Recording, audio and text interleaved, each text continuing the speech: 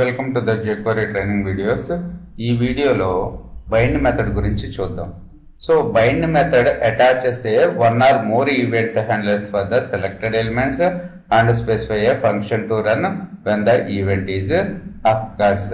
So bind method ఏం చేస్తుందంటే event handlers for the selected elements. So attaches the event handlers for the selected elements and also ఇంకోటి ఏం చేస్తుందంటే function to run when the event is occurs. Event అక్కర్ అయినప్పుడు ఆ function ని చేస్తుంది. ఇది ఎగ్జాంపుల్లో చూద్దాం ఈ రెండింటిని గురించి. తర్వాత సింటాక్స్, సెలెక్టర్, బైండ్. ఇందులో 4 పారామీటర్స్ ఉంటాయి అనే కొన్ని ఆప్షనల్ ఉంటాయి, కొన్ని ఏమో ఇవి ఉంటాయి. So first event, data, function, map. So first event గురించి, ఫంక్షన్ గురించి చూద్దాం. తర్వాత డేటా, మ్యాప్ గురించి చూద్దాం. ఫస్ట్ సో నాకు ఈ పారాగ్రాఫ్ని క్లిక్ చేసినప్పుడు పారాగ్రాఫ్ ఈజ్ క్లిక్డ్ అని నాకు మెసేజ్ రావాలి. మెసేజ్ రావాలి అంటే సో మనకి $document ready function, $p bind click function. So ఇక్కడ చూడండి $p. సో p అనేది ఇక్కడ మనకి selector dot bind method. So bind మెథడ్లో ఫస్ట్ మనం ఈవెంట్ను పాస్ చేస్తున్నాం. మన ఈవెంట్ పేరేంటి ఇక్కడ? క్లిక్ అనే ఈవెంట్. సో ఈ క్లిక్ అనే ఈవెంట్ పారాగ్రాఫ్ మీద జరిగినప్పుడు ఏ ఫంక్షన్ ఎగ్జిక్యూట్ కావాలి? ఈ function. The paragraph was clicked. చూడండి ఇప్పుడు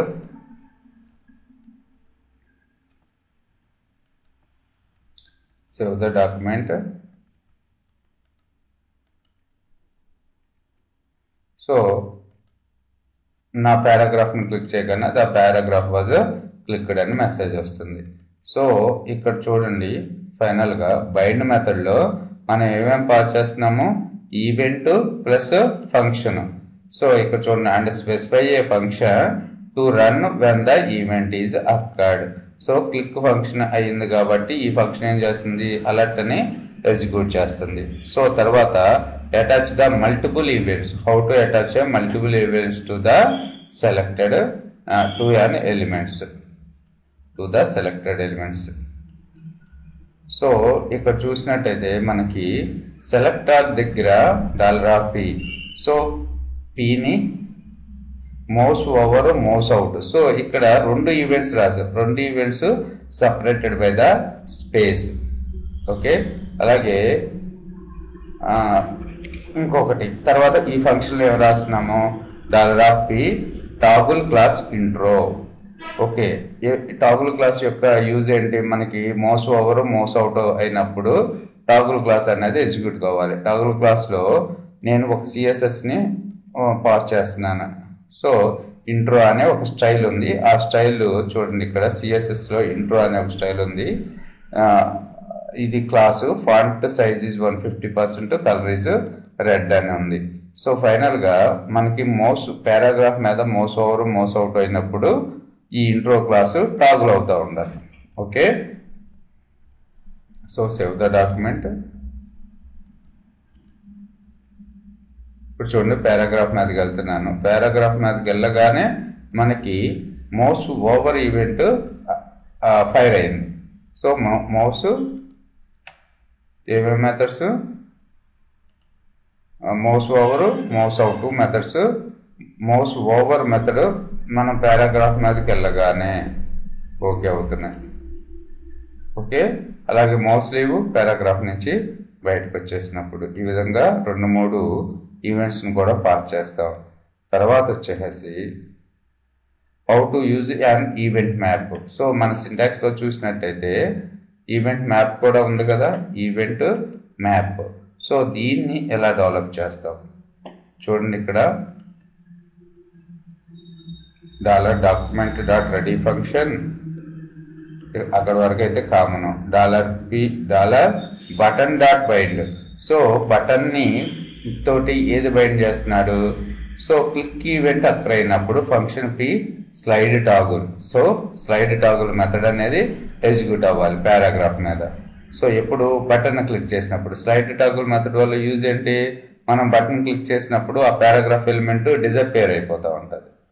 ఓకే, తర్వాత ఆ పారాగ్రాఫ్ మీద మౌస్ ఓవర్ అయినప్పుడు ఏమవుతుంది? బ్యాక్గ్రౌండ్ కలర్ ఈజ్ ఇది వస్తుంది. అంటే తర్వాత మౌస్ అవుట్ అయిపోయినప్పుడు బాడీ బ్యాక్గ్రౌండ్ కలర్ వచ్చేసి ఈ కలర్ వస్తుంది. ఓకే, చూడండి ఇప్పుడు. సో బైండ్ మెథడ్ సింటాక్స్ అర్థమైంది కదా. బైండ్ తర్వాత కర్లీ బ్రాకెట్స్, ఆ కర్లీ బ్రాకెట్స్లో ఏవైతే మనకి ఈవెంట్స్ ఉన్నాయో ఆ ఈవెంట్స్ తర్వాత కోలను. ఓకే, ఎగ్జిక్యూట్ కావాల్సిన ఫంక్షన్ రాస్తాం. ఫంక్షన్, ఈ ఫంక్షన్లో మన ఫైనల్గా ఏంటి $p.slide_toggle అనే మెథడ్ని యూజ్ చేశాం. ఇక్కడ $body CSS background, $body CSS background. చూడండి ఇప్పుడు ప్రోగ్రామ్. సో నేను బటన్ మీద క్లిక్ చేస్తున్నాను, అప్పుడు బ్యాక్గ్రౌండ్ కలర్ మారింది కదా. మళ్ళీ బటన్ మీదకి వెళ్ళి క్లిక్ చేసేసరికి బ్యాక్గ్రౌండ్ కలర్ మారుతుంది. సో ఇది స్లైడ్ టాగుల్ గురించి తెలుస్తుంది మనకి. ఇక్కడ మౌస్ ఓవర్ మౌస్ అవుట్ గురించి కూడా తెలుస్తుంది ఈ ప్రోగ్రాంలో. సో ఫైనల్గా బైండ్ మెథడ్లో మనం మ్యాప్ని కూడా యూజ్ చేసుకోగలుగుతున్నాం. ఫైనల్గా వచ్చేసి మనకి how to pass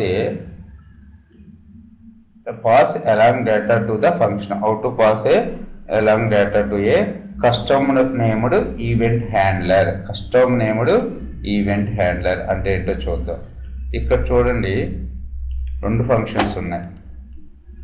so custom named event handler ద్వారా చేసేయాలంటే, అంటే డేటా మెథడ్ ద్వారా మనం చేయాలి అంటే ఫస్ట్ ఏం చేయాలి అంటే ఒక హ్యాండ్లర్ నేమ్ క్రియేట్ చేసుకోవాలి. సో హ్యాండ్లర్ నేమ్ వచ్చేసి వెంకట్.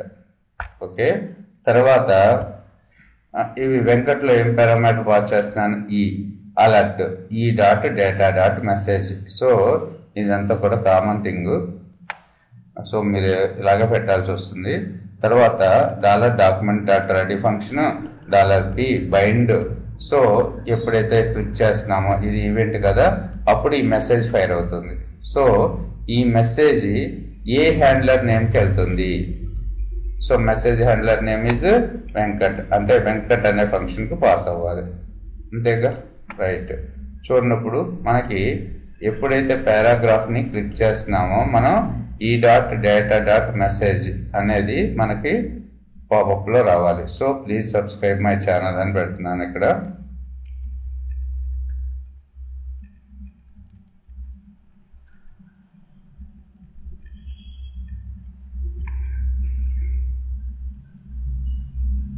ఇక్కడ చూడండి. సో డాక్యుమెంట్ సేవ్ చేస్తున్నాను. So run the document.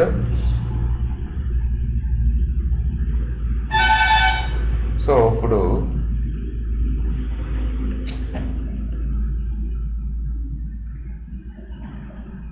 Save చేయలేదు డాక్యుమెంట్ని. సో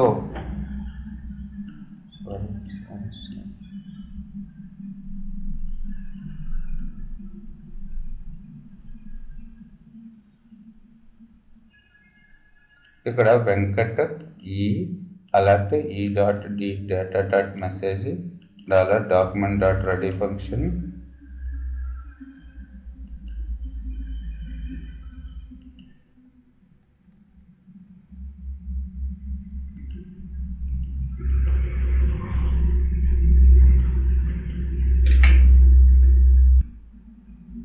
సో ఇక్కడ చూడండి, దీన్ని మన మెథడ్ ఇక్కడ వెంకట్ అనేది మన ఫంక్షను. ఈ వెంకట్ కాల్ చేస్తున్నాను.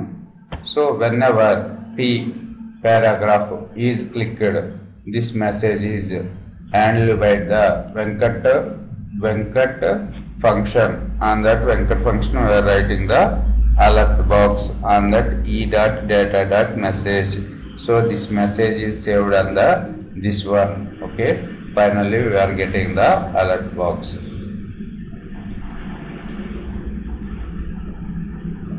ఓకే, ఇక్కడ క్లిక్ చేస్తున్నాను. యూ జస్ట్ సబ్స్క్రైబ్ మీ అనేది మనకి ఇక్కడ డిస్ప్లే అవుతుంది.